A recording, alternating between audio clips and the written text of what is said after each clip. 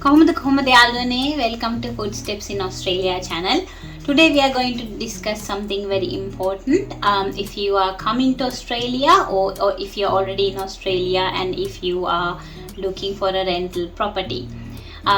So this video will tell you what to look for, what kind of things you have to consider when you look for a rental property. So this one we are going to base on the city of Perth or WA, because in other states it can be a little bit different, but you still can use the same principles as your base when you consider for look for a rental property. So the first thing I have to tell you, so in Australia most of the cities are based on a river. So if you look at Melbourne, they have Yarra River. Likewise we have Swan River in Perth.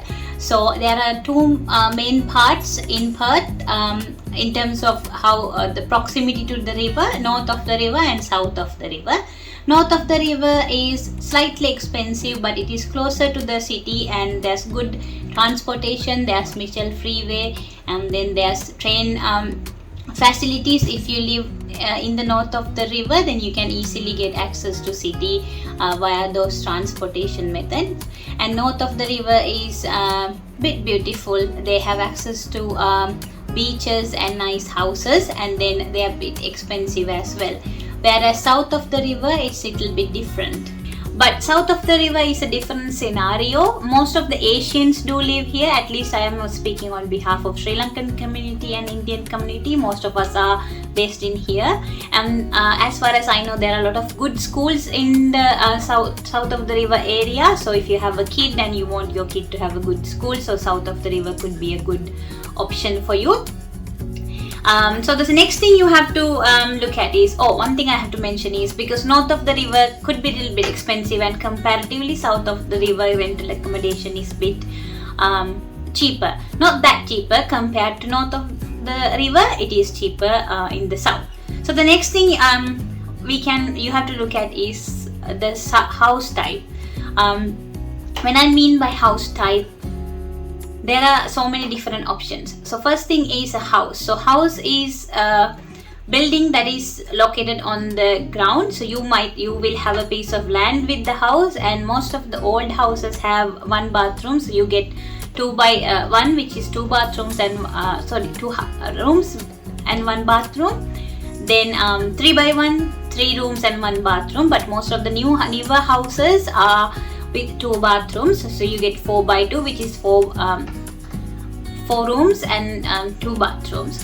But if you are going for a house, then you will be liable for the landscaping and looking after the garden as well. So that can come at an extra cost. So you will have to look at that in your budget too. But if you are a student or you are just a couple, I think you will be better off with the apartment, which is closer to the city, and it will help you with your jobs as well. If you have jobs in the city or part-time jobs and the transportation is good around the city, so it is good for you. So this is all general information. You should consider your own personal situation before you make the decision.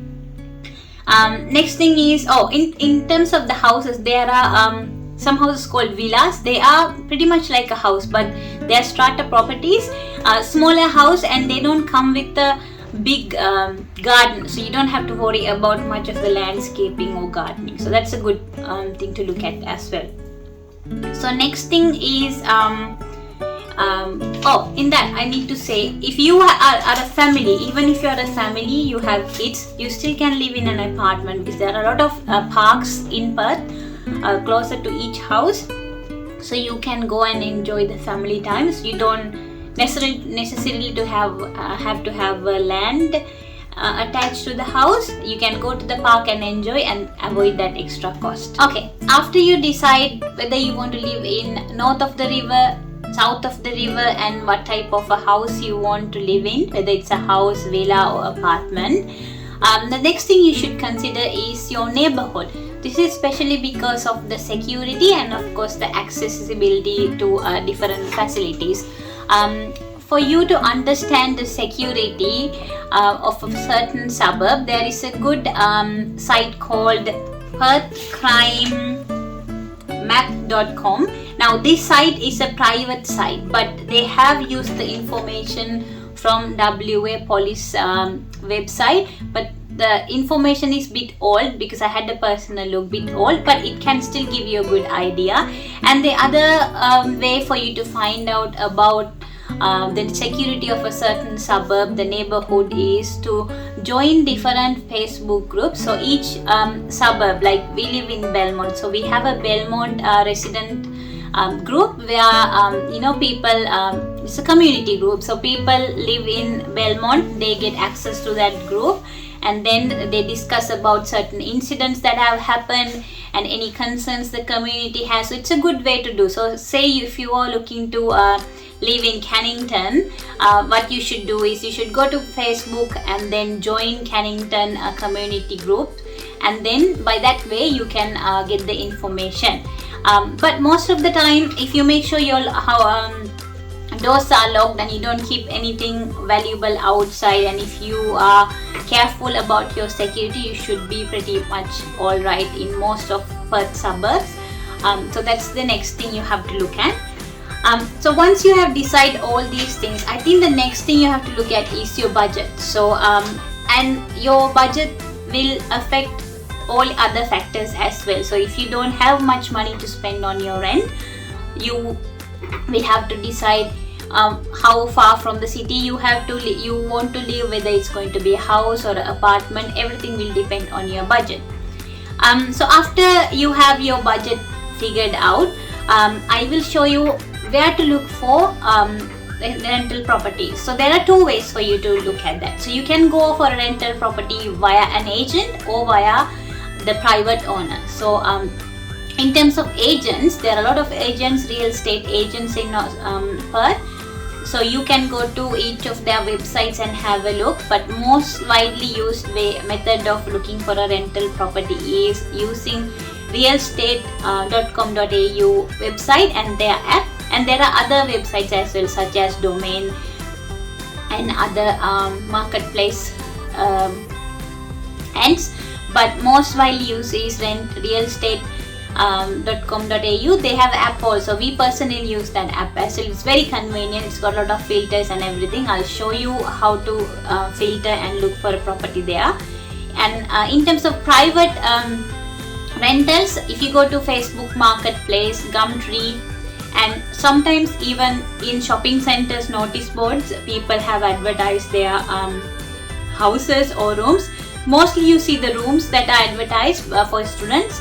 Houses very less. Most of the owners like to go through the real estate agencies, so they will have the advertisements for you. Okay, so I've showed you how to go through in terms of private, you can also look at Facebook groups such as so for Indians, there's Indians in Perth page. For Sri Lankans, we have Sri Lankans in Perth. But even if you're a Sri Lankan, you can go and post in Indians in Perth. If you're it doesn't matter what your nationality is. Most of the people list their houses and rooms for rent on those pages as well. So go check out those pages as well. I'll show you the links here as well. Now the next thing, once you have decided and once you have found your rental property, what you have to do is you have to make sure you get the documents ready.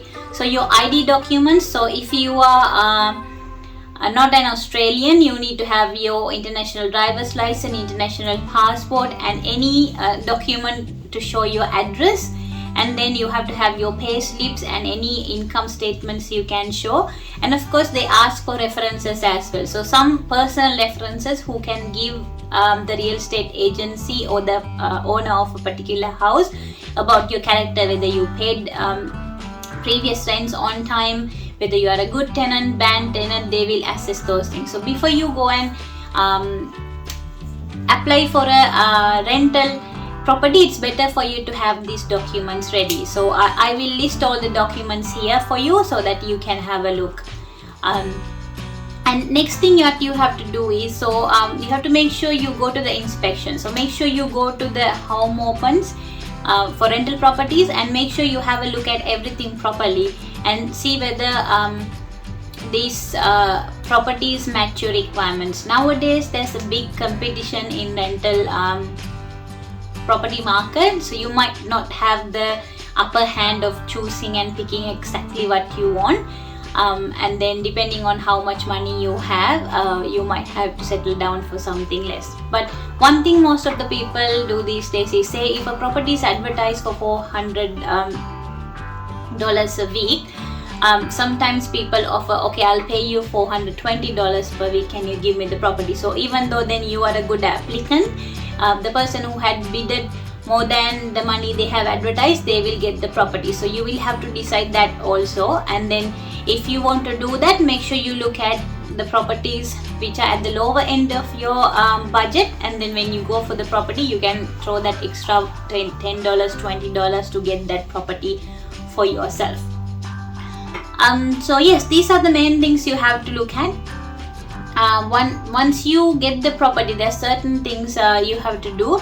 So first of all, you will get all the once you submit the application and everything, they'll ask you to pay them the bond. So bond is something which is made of 2 weeks of your rent or 4 weeks of your rent, and that bond money you can only get it at the end of your tenure time. If you have kept the property as it used to be and you haven't damaged it, you will get the full bond back. If you have damaged the property or haven't paid your rent or anything, then you might not get your full bond back. So my suggestion is, make sure you look after the house very well, make sure you pay your rent on time, and then by that way you can get your bond back.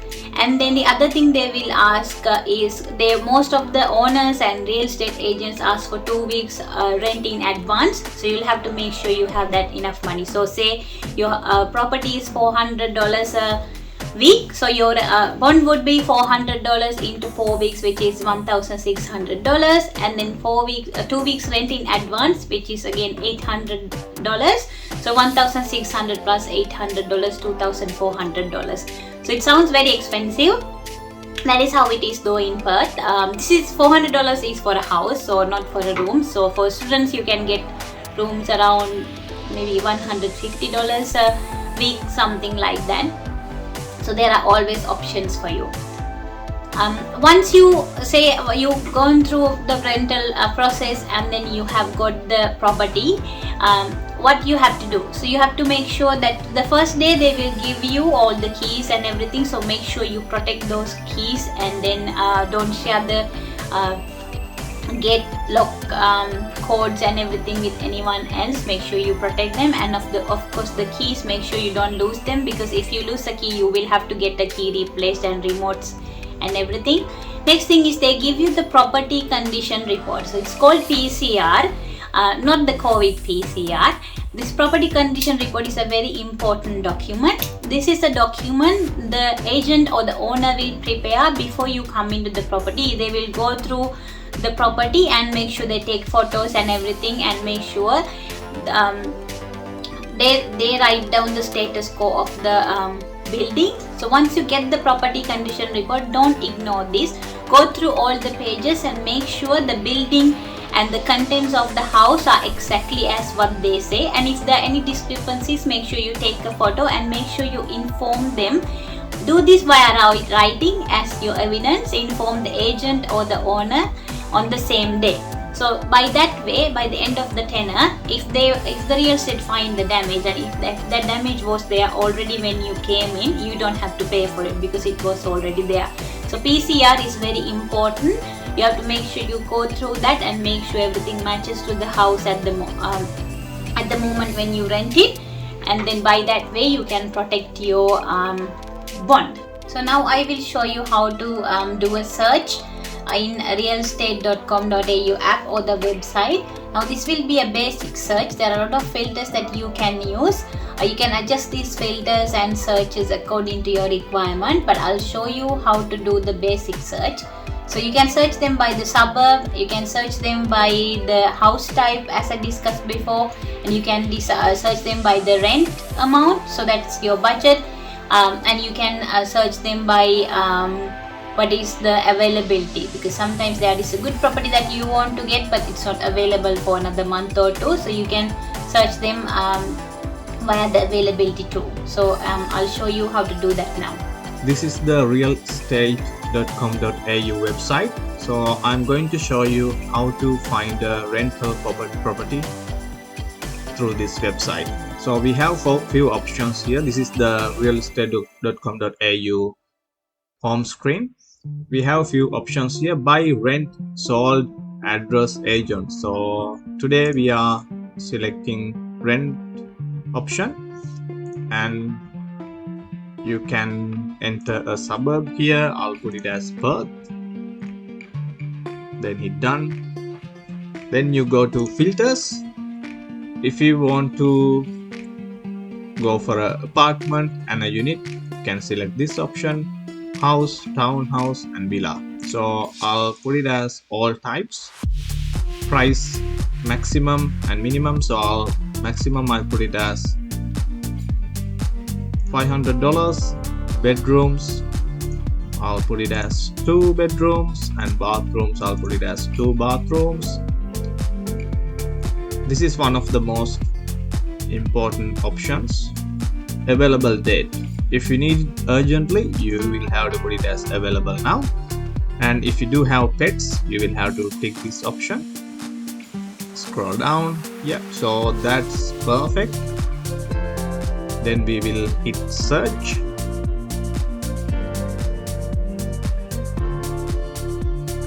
Okay, so there is a property for $500.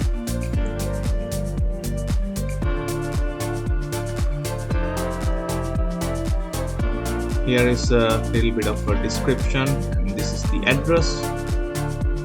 This is the address. It's 2x2 apartment, $500 per week. There are few photos as well. So this is available now. So if you need a property urgently, you can call Taylor and book for an inspection, and you can check out the property. Then you can make your application. So that's how you look out for a property in realestate.com.au website.